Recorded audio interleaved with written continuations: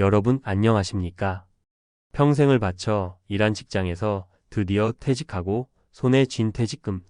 만약 그 금액이 4억 원이라면 든든한 노후 자금이라고 생각하실 겁니다. 그런데 말입니다. 그 소중한 4억 원이 단 1년 만에, 그것도 예기치 못한 암 진단비로 모두 사라진다면 여러분은 믿어지십니까? 에이, 설마 나한테 그런 끔찍한 일이 생기겠어? 혹시 지금 이렇게 안일하게 생각하고 계신다면 오늘 이 영상 정말이지 눈 부릅뜨고 끝까지 보셔야 합니다. 오늘은 은퇴 후 건강이라는 예상치 못한 폭병을 만나 평생 모은 자산을 허망하게 날려버린 분들의 가슴 아픈 현실, 그리고 우리가 반드시 대비해야 할 치명적인 허점에 대해 뼈아픈 이야기를 나눠보려 합니다. 많은 분들이 퇴직금을 받으면 이제 고생 끝났으니 좀 쉬면서 여유롭게 살 수 있겠다, 이렇게들 생각하시죠? 하지만 인생이라는 여정에는 우리가 미처 예상하지 못한 거대한 폭병, 바로 질병이라는 녀석이 숨어 있습니다. 특히 우리 중장년층에게 발병률이 부쩍 높아지는 암은요, 한번 걸리면 그 막대한 치료비 때문에 애써 모은 퇴직금을 순식간에 바닥낼 수 있는 가장 무섭고도 현실적인 위협입니다. 당장 국민건강보험만으로는 도저히 감당하기 어려운 비급여, 항목들, 또 언제 끝날지 모르는 간병비까지 생각하면 솔직히 4억이라는 돈, 결코 안전하다고 장담할 수 없는 것이 냉정한 현실입니다. 자, 그럼 오늘 첫 번째로 만나볼 안타까운 사례의 주인공은 김영수 가명 씨입니다. 김영수 씨는 한평생을 중소기업에서 정말 개미처럼 성실하게 일하시고 드디어 정년퇴직을 하면서 퇴직금과 개인연금을 합쳐 약 4억 원이라는 적지 않은 자금을 손에 쥐셨습니다. 이제 아내분과 함께 소박하게 국내 여행도 좀 다니고 작은 텃밭이라도 가꾸면서 평화로운 노후를 보내는 것이 김영수 씨의 소박한 꿈이었습니다. 평소 건강에는 자신이 있었기에 퇴직 전에 주변에서 이래저래 권하던 추가적인 보험 가입 같은 건 크게 생각하지 않으셨다고 합니다. 내가 병원 갈 일이 얼마나 있겠어? 하셨던 거죠. 그런데 퇴직 후 불과 6개월. 정말 눈 깜짝할 사이였습니다. 평소와 달리 마른 기침이 계속되고 좀처럼 잦아들지 않아 동네 병원을 찾으셨는데 거기서 큰 병원으로 가보라는 소견을 들으셨죠. 그리고 대학병원에서 받은 최종 진단은 폐암 말기. 정말이지 청천벽력 같은 소식이었습니다. 평생 건강 하나는 자신 있다고 말씀하시던 김영수 씨였습니다. 그날 이후 김영수 씨의 삶은 송두리째 흔들리기 시작했습니다. 당장 수술과 항암 치료가 시작되자 병원비는 그야말로 눈덩이처럼 불어났습니다. 국민건강보험이 적용되지 않는 최신 신약 치료나 표적 치료제는 한 번 주사 맞는데 수백만 원이 훌쩍 넘어가기 일쑤였죠. 어떻게든 살아야 한다, 살려야 한다. 는 절박한 마음 하나로 가족들은 아낌없이 치료에 돈을 쏟아부었습니다. 하지만 통장에 찍히던 잔고는 무섭도록 빠르게 줄어들기만 했습니다. 엎친 데 덮친 격으로 항암 치료의 고통스러운 부작용으로 김영수 씨는 거동조차 힘들어지셨고 결국 간병인이 필요하게 되었습니다. 하루 10만 원이 훌쩍 넘는 간병비는 그 자체로 또 하나의 거대한 부담이었습니다.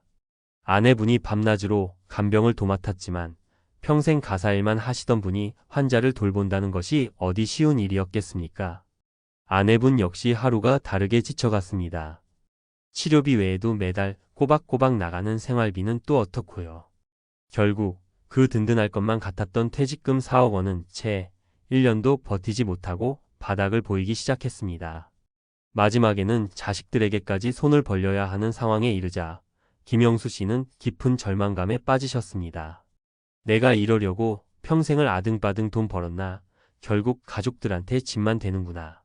그 자책감이 김영수 씨를 더욱더 병들게 했습니다. 안타깝게도 김영수 씨는 1년여의 힘겨운 투병 끝에 퇴직금 4억 원을 모두 소진하고 심지어 일부 치료비는 빚으로 남긴 채 세상을 떠나셨습니다. 그가 그토록 꿈꿨던 평화롭고 여유로운 노후는 그저 물거품처럼 사라져버렸고 남은 가족들에게는 감당하기 힘든 경제적 어려움과 평생 지워지지 않을 깊은 상실감만을 남기고 말았습니다. 김영수 씨가 마지막 순간까지 되뇌셨던 말이 있다고 합니다.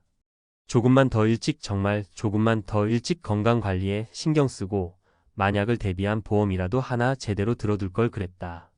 그 뒤늦은 후회가 지금 우리에게 너무나 많은 것을 이야기해주고 있지 않습니까? 두 번째 사례는 박민정 가명 씨의 이야기입니다.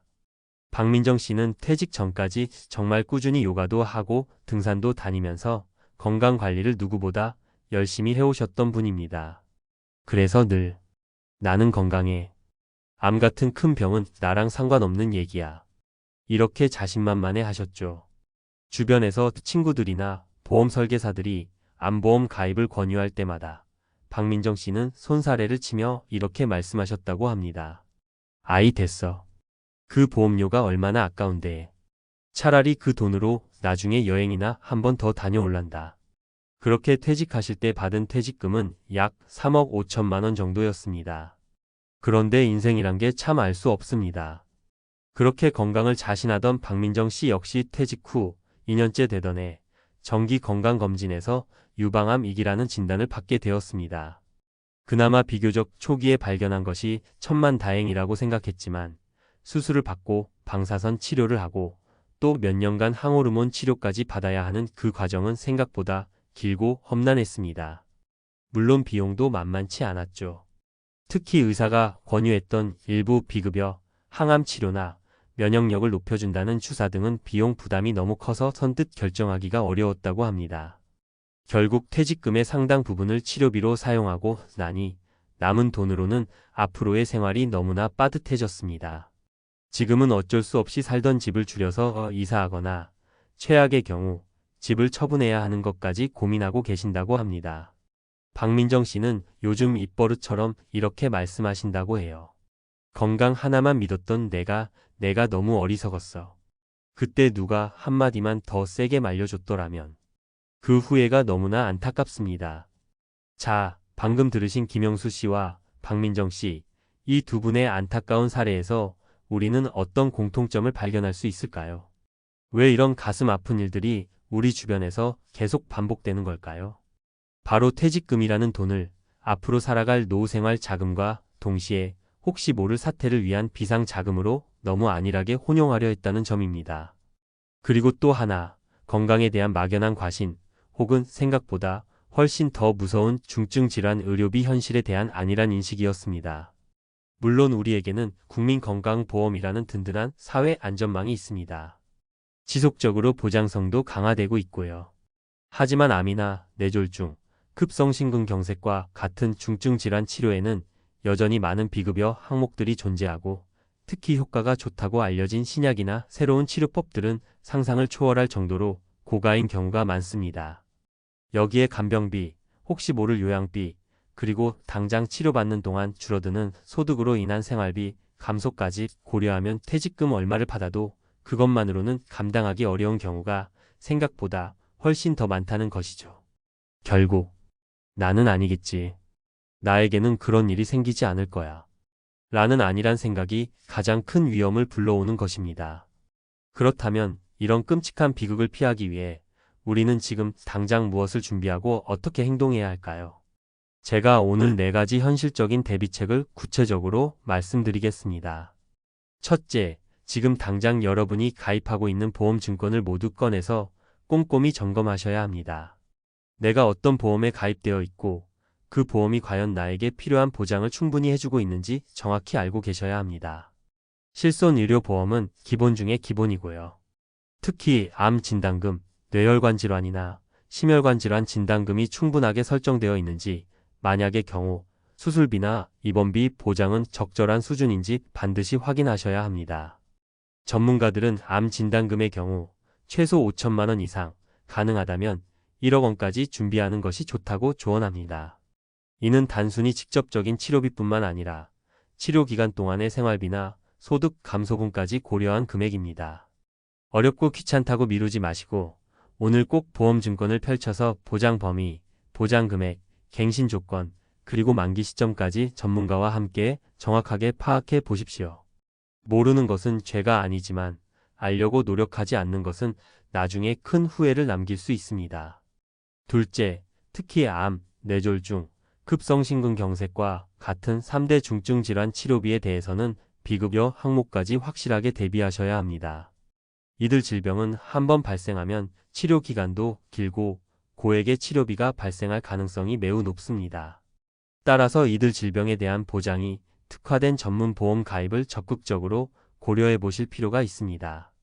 요즘 많이들 이야기하는 표적 항암 치료나 면역 항암 치료 같은 최신 치료법들은 대부분 비급여인 경우가 많습니다. 따라서 이런 고가의 치료까지 보장받을 수 있는 관련 특약이 있는 보험을 미리 준비해 두는 것이 정말 현명한 선택입니다. 더불어 장기간 간병이 필요할 경우를 대비해서 간병보험이나 LTC, 즉 장기요양 관련 특약도 반드시 고려해 보시길 권합니다. 이건 나 자신을 위한 준비이기도 하지만 사랑하는 내 가족들에게 힘든 간병 부담을 지우지 않기 위한 최소한의 배려이기도 합니다. 셋째, 여러분의 소중한 퇴직금과 건강 비상 자금은 반드시 분리해서 관리하셔야 합니다. 퇴직금은 기본적으로 길고 긴 노후 생활을 안정적으로 꾸려나가기 위한 생활 자금입니다. 그런데 만약 이 퇴직금을 아프거나 다쳤을 때 의료비로 전부 써버리게 된다면 그 이후의 노후 생활 전체가 송두리째 흔들릴 수밖에 없습니다. 따라서 퇴직금과는 별도로 예상치 못한 질병이나 사고에 대비할 수 있는 건강 비상 자금 계좌를 따로 만들어 철저하게 관리하는 것이 정말 중요합니다. 이 자금은 필요할 때 바로바로 인출해서 쓸 수 있으면서도 그냥 놔두기보다는 어느 정도의 수익성까지 기대할 수 있는 CMA 통장이나 단기 예금 상품 등으로 운용하는 것이 좋습니다. 목표 금액은 최소 1년치 생활비 또는 만약의 사태에 대비한 예상 치료비 정도로 설정해 두시는 것이 바람직합니다.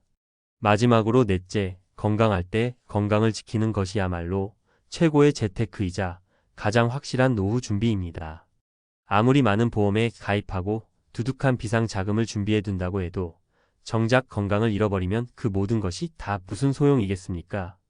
정기적인 건강검진을 통해 질병을 조기에 발견하고 신속하게 치료하는 것이 무엇보다 중요합니다. 국가에서 지원하는 건강검진 외에도 의사 선생님과 상담해서 본인에게 필요한 추가적인 검진 항목이 있다면 절대 놓치지 마십시오. 그리고 너무나 당연한 이야기지만 균형 잡힌 식습관을 유지하고 꾸준히 운동하며 충분한 수면을 취하고 스트레스를 슬기롭게 관리하는 것. 이렇게 건강한 생활 습관을 매일매일 꾸준히 실천하는 것이야말로 그 어떤 값비싼 보험이나 투자보다 훨씬 더 효과적인 최고의 노후 대비책이라는 사실을 절대 잊지 마시기 바랍니다. 저는 수많은 분들의 은퇴 상담을 해오면서 정말 안타깝게도 이 건강 문제 하나 때문에 한순간에 모든 것이 무너져 내리는 경우를 너무나 많이 봐왔습니다. 그래서 더더욱 간절한 마음으로 오늘 이 말씀을 드리는 겁니다. 나중에 하지 뭐. 아직은 괜찮아. 나는 건강하니까. 이런 생각 정말이지 너무나 위험합니다. 건강과 돈은 여러분 있을 때 지켜야 합니다. 오늘 당장 배우자분과 함께 혹은 자녀분들과 함께 현재 우리 가족의 건강 상태는 어떤지, 가입된 보험은 제대로 되어 있는지, 만약을 위한 비상 자금 계획은 충분한지 머리를 맞대고 진지하게 점검해 보십시오. 지금 당장은 조금 귀찮고 어렵게 느껴지실 수도 있습니다. 하지만 지금 여러분이 기울이는 그 작은 노력이 훗날 닥쳐올지 모르는 거대한 위기로부터 여러분의 평화로운 노후를 안전하게 지켜줄 수 있다는 사실을 꼭 기억하셨으면 좋겠습니다. 평생 성실하게 땀 흘려 일궈온 여러분의 그 소중한 퇴직금, 그리고 그토록 간절히 꿈꿔왔던 은퇴 후의 행복한 삶이 한순간에 예기치 못한 질병 때문에 물거품처럼 사라져서는 절대로 안 됩니다. 오늘 제가 들려드린 이 안타까운 이야기들이 결코 남의 이야기가 아니라 바로 나 자신의 이야기가 될 수도 있다는 사실을 부디 명심하시고 지금 바로 현실적이고 구체적인 대비를 시작하시기 바랍니다. 기억하십시오. 준비 없는 은퇴는 재앙이 될 수도 있지만 철저하고 현명한 준비는 그 어떤 위기 상황에서도 당신과 당신의 가족을 든든하게 지켜줄 것입니다. 오늘 제 이야기가 여러분의 은퇴 준비에 따끔한 경종을 울리는 동시에 보다 현명하고 안전한 미래를 설계하는 데 든든한 길잡이가 되기를 진심으로 바랍니다. 다음 시간에는 더욱 유익하고 실질적인 정보로 다시 찾아뵙겠습니다. 감사합니다. 오늘 영상이 도움이 되셨다면 구독과 좋아요 버튼 한 번씩 부탁드립니다. 여러분의 작은 응원이 더 좋은 콘텐츠를 만드는 데 큰 힘이 됩니다.